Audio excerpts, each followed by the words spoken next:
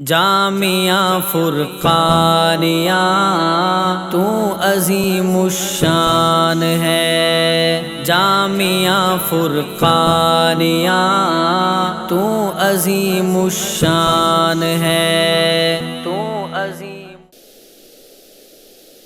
الرحمن الرحیم نحمده ونصلی علی رسوله الکریم اما بعد فقد قال الله تعالی اعوذ باللہ من الشیطان الرجیم بسم اللہ الرحمن الرحیم ومن اعرض عن ذکری فإن له معیشة ضنکا ونحشره يوم القيامة أعمى قال رب لم حشرتني أعمى وقد كنت بصيرا قال كذلك أتتك آياتنا فنسيتها وكذلك اليوم تنسى وكذلك نجزي من أسرف ولم يؤمن بآيات ربه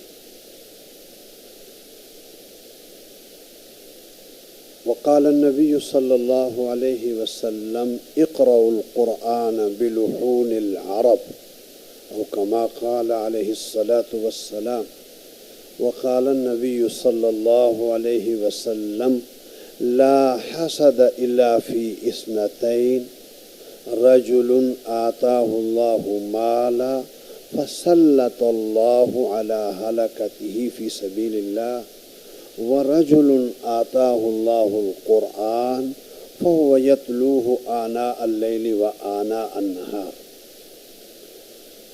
وقال الشيخ علامہ جزری رحمہ اللہ من لم يجود القرآن فهو آثم صدق اللہ وصدق رسولہ النبی الکریم ونحن على ذلك لمن الشاہدین والشاکرین والحمد للہ رب العالمین۔ قابل صد احترام حضرات علماء کرام قرائے اعظام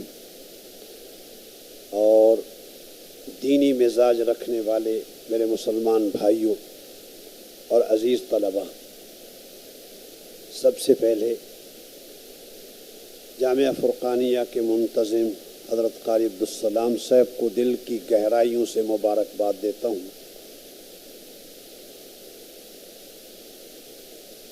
کہ انہوں نے اب نہیں بلکہ پہلے بھی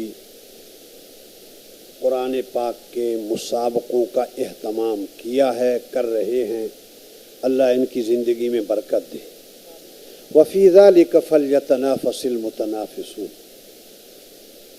کوئی عرش، کوئی فرش، کوئی بلڈنگیں، کوئی سواریاں، کوئی کسی چیز میں، کوئی کسی مقابلے میں لگے ہوئے ہیں، مسابقوں میں لگے ہوئے ہیں۔ سب کے لیے یہ ہے کہ مسابقے کرنے ہیں تو اس میدان میں اترو۔ یہ ہے حقیقی مسابقہ۔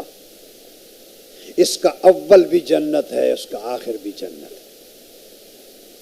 اس کی ابتدا بھی جنت ہے، اس کی انتہا بھی جنت ہے۔ اور جس کو مسابقے کرنے ہیں ان چیزوں کے اندر کیا کرنا ہے؟ جو آج ہیں تو کل بے وفا ہے، کل نہیں ہے۔ اور دل لگانا ہے تو ایسی چیز کے ساتھ لگو جو با وفا ہو، اور وہ میرے رب کا قرآن ہے، میرے اللہ کا قرآن ہے۔ جس کے ساتھ جس نے دوستی لگائی، قرآن پاک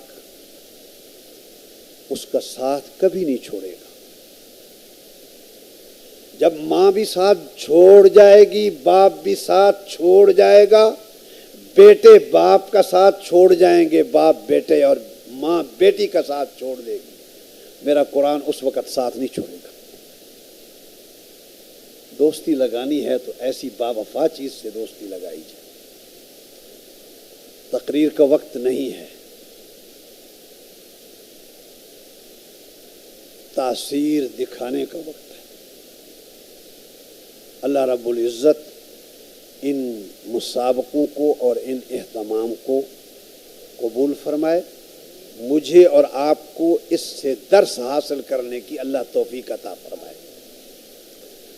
میرے محترم دوستو، دو نعمتیں ایسی ہیں، اللہ کی نعمتیں موسلا دھار انسانوں پہ برستی ہیں، وَإِن تَعُدُّوا نِعْمَتَ اللَّهِ لَا تُحْصُوهَا، لیکن دو نعمتیں ایسی ہیں کہ جو ساری نعمتوں سے بڑھ کر ہیں۔ اولاد کے لیے ماں باپ بڑی نعمت، ماں باپ کے لیے اولاد بڑی نعمت۔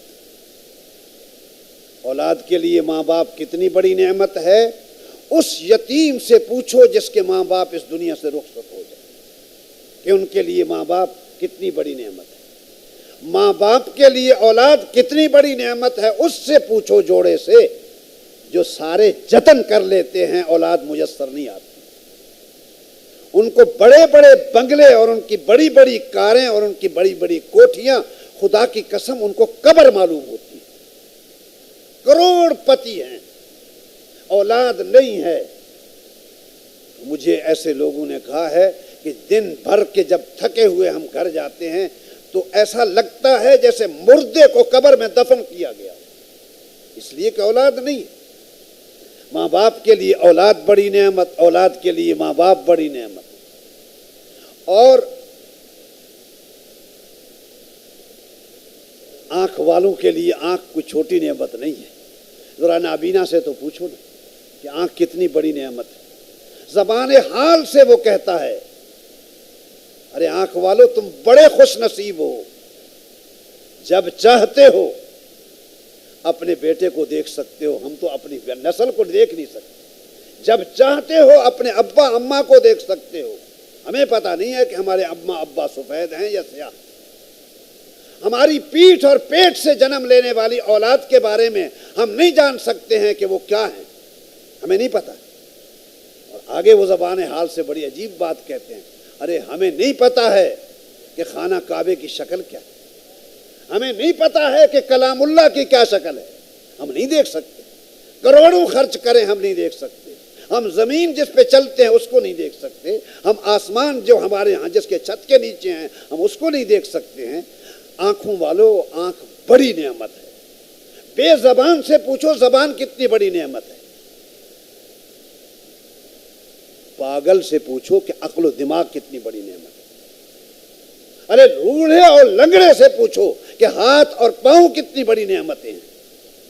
یہ بڑی بڑی نعمتیں ہیں، لیکن یہ ساری نعمتیں اگر کسی کو میسر ہوں اور دو نعمتیں میسر نہ ہوں تو خدا کی قسم یہ ساری نعمتیں بیکار ہیں۔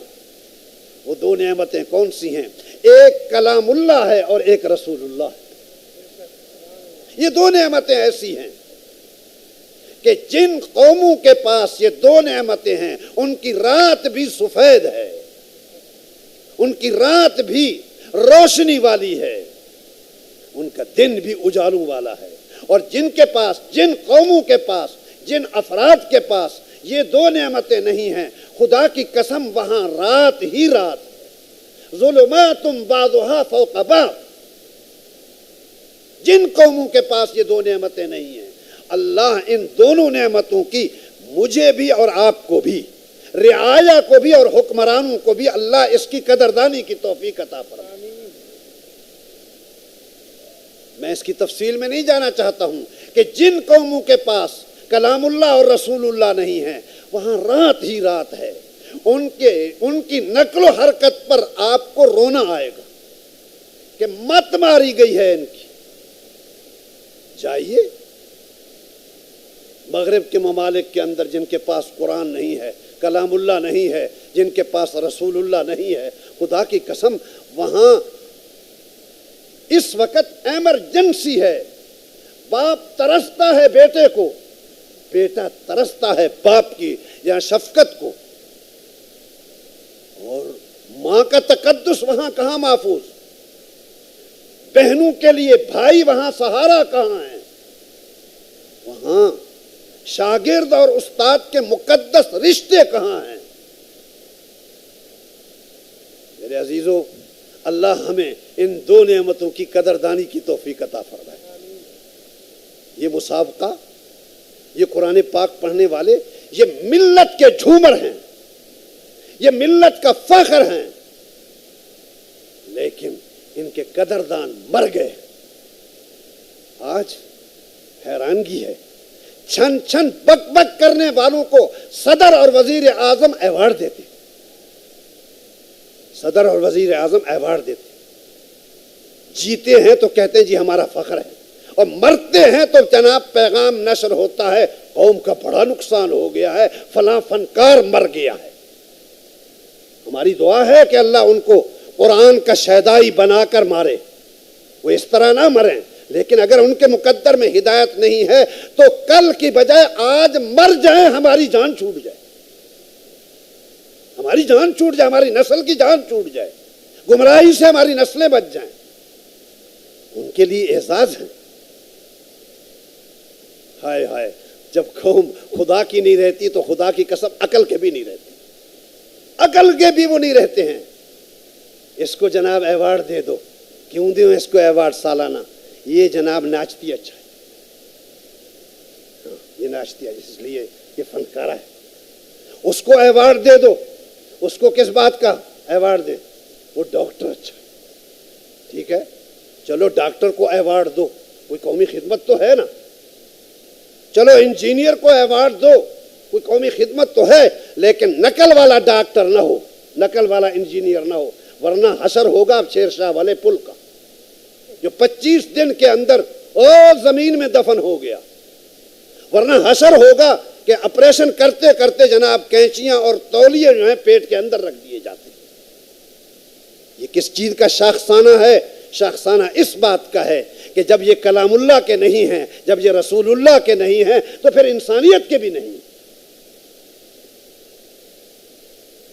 اس کو ایوارڈ دے دو، یہ جناب عسکری ہے، ملک و ملت کا محافظ ہے، ہم مانتے ہیں، اس کو بھی دو، ڈاکٹر کو بھی دو، انجینئر کو بھی دو، چلو کوئی قومی خدمت تو ہے۔ اس کو بھی، یہ جو لڑکی ہے اس کو کیوں ایوارڈ دیا ہے؟ اس نے جی جمپ بڑا اونچا مارا ہے، لا حول ولا قوت الا باللہ، انا للہ و انا الیہ راجعون۔ جمپ مارنے کے بعد پھر اس کا ایمان رہتا ہے یا اس کی جان رہتی ہے؟ نہ ایمان ہے نہ جان ہے۔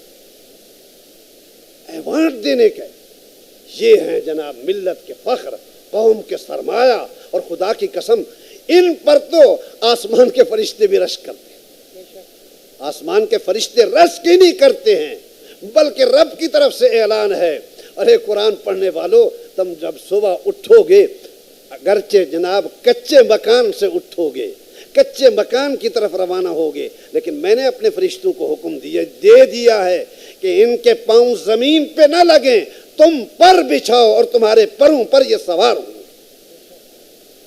آئے میرے اللہ، ملک کے وزیر اعظم کو، صدر کو پروٹوکول دیں گے، اس جیسے فوجی، اس جیسے مٹی کے بنے ہوئے انسان، قرآن پڑھنے والوں کو پروٹوکول دیں گے جبرائیل و میکائیل۔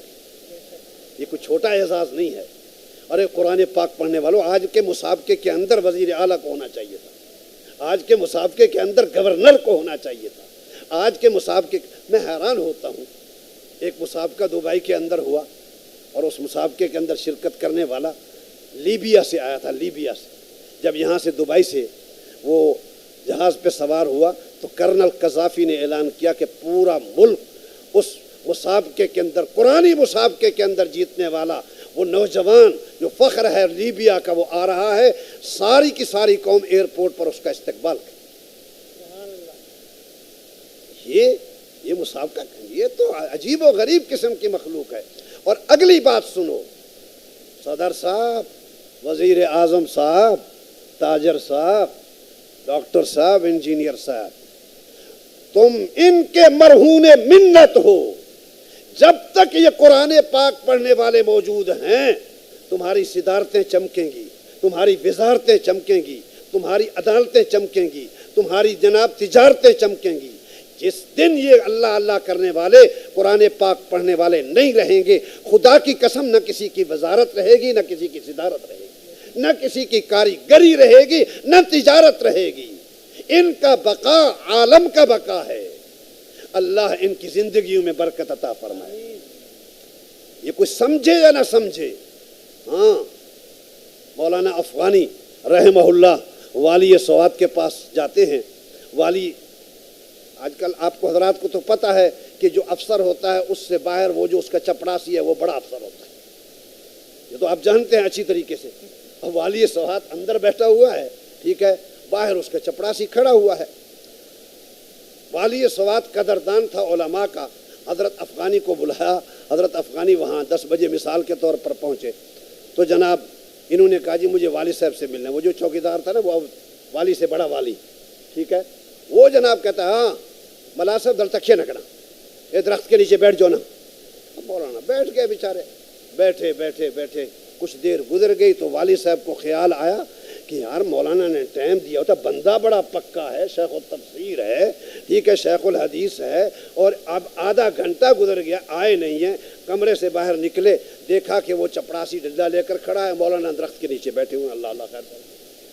اب جناب والی سوات آتا ہے اور ان کا استقبال کرتا ہے, معانقہ کر کے اندر لے جاتے ہیں.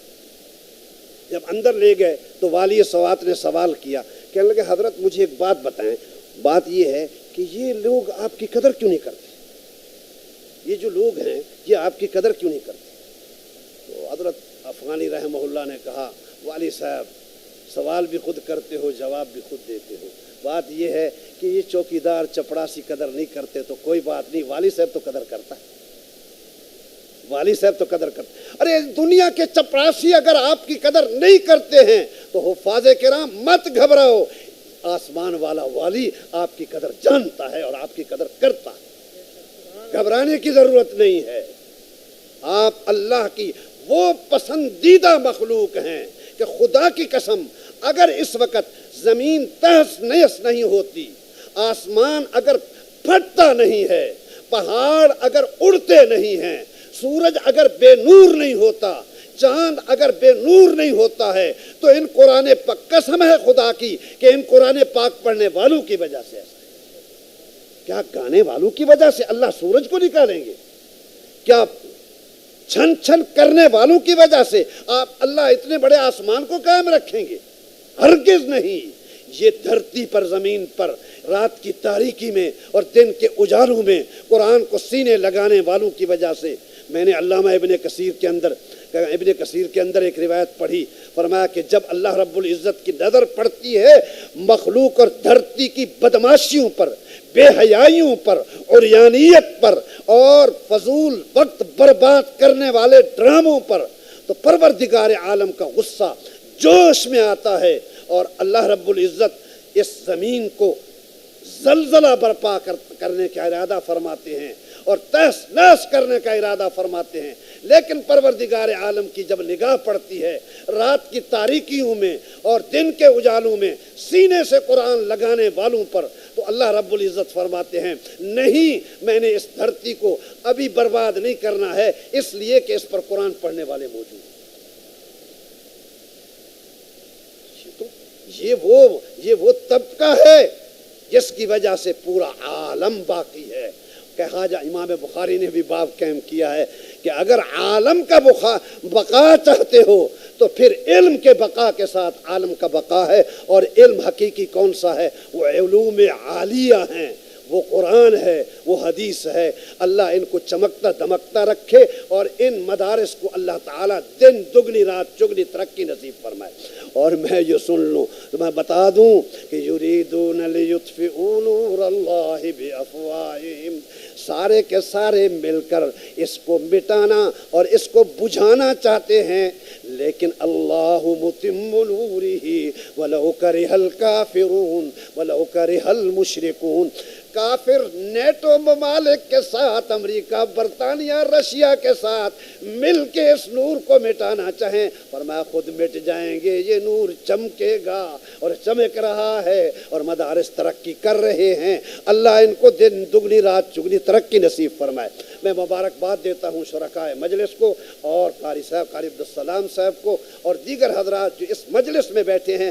میرا ایمان ہے کہ رب کی رحمت نے ان کو اپنی آغوش میں لے لیا ہے. وآخر دعوانا